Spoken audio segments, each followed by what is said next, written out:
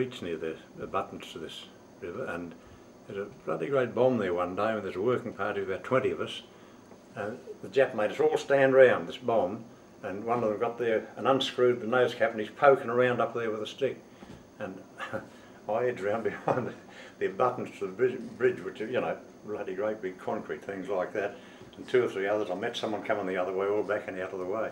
Yeah, poking away. I don't know what he's trying to do, but he made us, I think he's trying to be funny, made all the POWs there in the party stand around while he was doing that. And then they used to drop a lot of incendiaries, and we worked at night as well, so on the fires, the Japs come along and threw incendiaries on the fire, because it's, you know, the sparks and flame went everywhere when they threw the incendiaries on the fire. They reckon made more light. Now there were some Japanese anti-aircraft positions on the hills around there. Did you ever have to carry water up there or anything like that? Yeah, hand over to the gun positions each side of the bridge. Yeah, we were the bridge. Let's say that's the bridge. We were camped here, like this. They had a gun position there. I don't think they had anything over that side. Just a gun position here, but up on the hill behind the camp, they had machine guns up there. And these planes used to come over treetop height in the finish. The first raid was from the height, from treetop height. And the bloody Japs were firing down onto them, and the shots were going into the camp. Fortunately, I don't think there was too many hit with them, with the machine gun bullets. But yeah,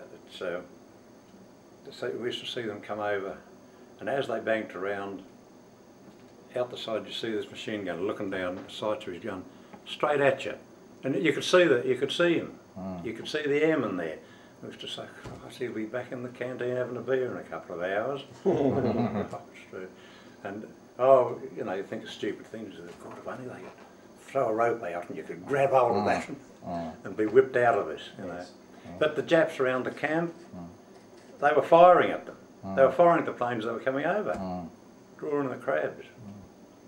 But they, as I say, when I come back from Linson, Tamarkan was no more, and we were at Chung Kai then. We come back to Chung Kai. They still used to go in and bomb the bridge though. Yes. Every time it was repaired, they'd go in and bomb it again. Now, just near Tamarkan is a place called Kanchanaburi or Canberra. Yeah, and there was a. I don't know whether there's 2, Canberra and Kanchanaburi. It's the same place. I think it is, yeah. But at that location there was a hospital for the F and H Force people that went up there. You didn't know that? Never even saw Kanchanaburi, never even saw the village. Did you know another one nearby called Tamwan? Heard of it, yeah, but never ever got to there. Okay, so you were, the Japs were employing you working on barges, is that right? Well, that's back at the Wampo Bridge. Yes. That's when we were sent to Wampo. You went up to Wampo? Yeah, went to Wampo there. And which side of the river was your camp on? Did you have to cross the river to go to work on the line, or? No, the line come round. You're on the same side of it. It's like a hill here. Yeah. And the line come down there and was cut out of the hill round like that. Yes. There, went out of the flat country. Yeah. We were over this side.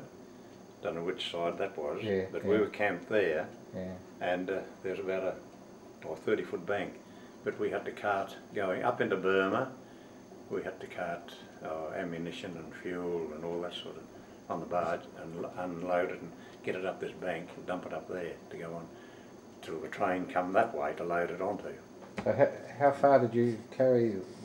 You brought it from where to? From the end of the Wampo Viaduct. Which you would took have it been up there? About 2 kilometres. Yes. No, the barge, by barge. The barge took it up? No, the barge brought it down to as far as the train could get. Yes. Unloaded it onto the barges. We brought it around in barges and then had to get it up the bank to get the train that come the other way, going through to Burma. And there was they would bring Jap wounded back. We had to ferry them back the other side, like that. And how did they treat their wounded? Up to mud. They treated them worse than us, really. They wouldn't even give them a feed. I've seen bomb-happy Japs coming back from Burma, getting around, mouth open and looking to the sky, expecting a plane any time, you know. And it's the only time I've ever felt really sorry for a Jap, and I gave him a smoke. He came up to me, and I had a butt there, so I gave him gave them that bath. But they go to the Jap cookhouse, no way, they were chased out of it. They just weren't wanted. Yes. Yeah, so, and that's where I run foul of the Japs. The only time I didn't really get a hiding, I just got a hit in the chest with a rifle butt. We were at baskets of eggs sometimes, and if the Jap guard wasn't too close, in hollow bamboo we'd hold a shelter like that and put 2 or 3 eggs up there and hold it up there, you see. Anyway, the Jap must have woken up to it, and he come along to me and tapped me on the bloody knuckles, and of course the eggs fell out.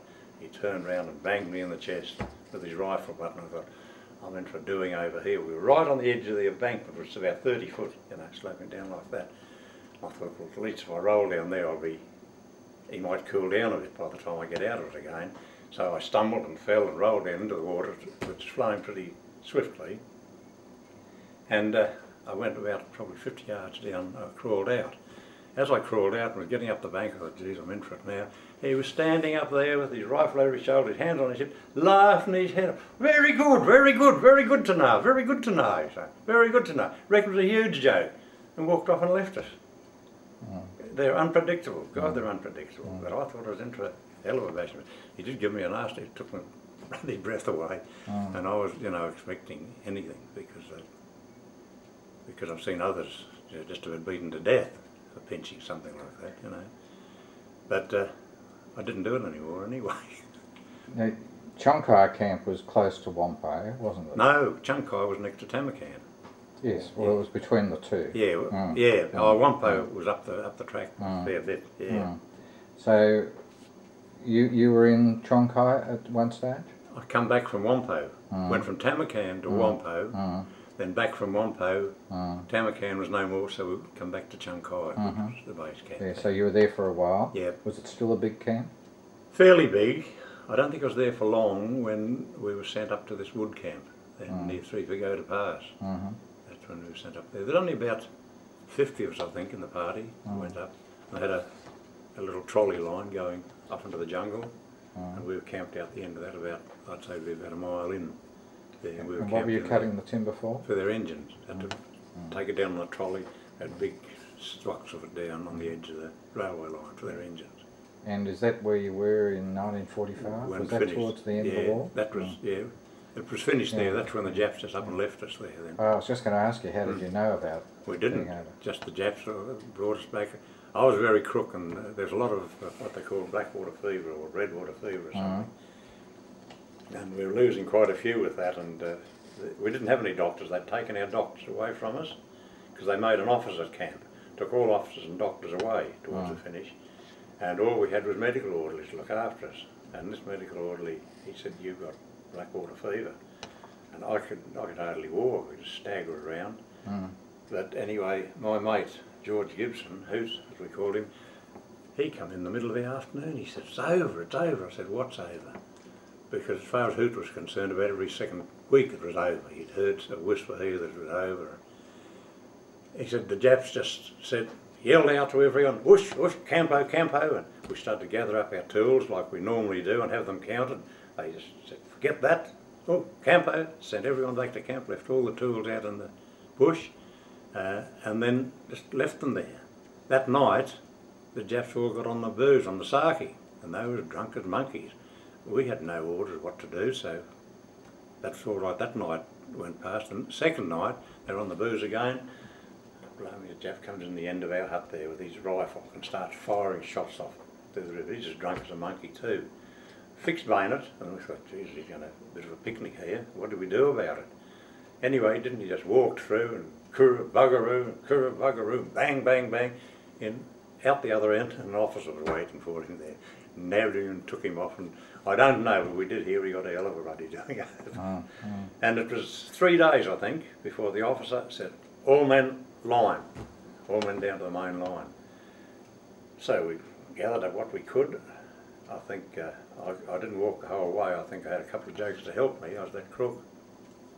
And Hoot kept saying to me, do you believe it's over now? Do you believe it's over now? I said, no, I want more proof.